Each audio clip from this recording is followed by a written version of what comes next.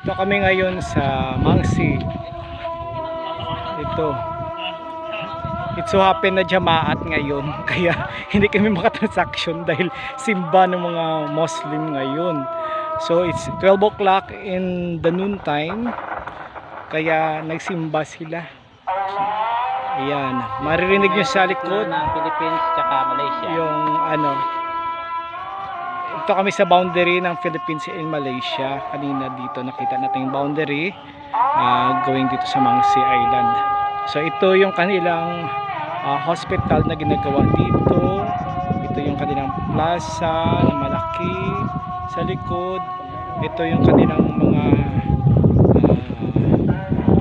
government facilities dito, nandito. Yan yung mosque dyan na may nagsasamba ngayon. And then doon sa kabila yung facility ng Philippine Navy, doon sa kabila.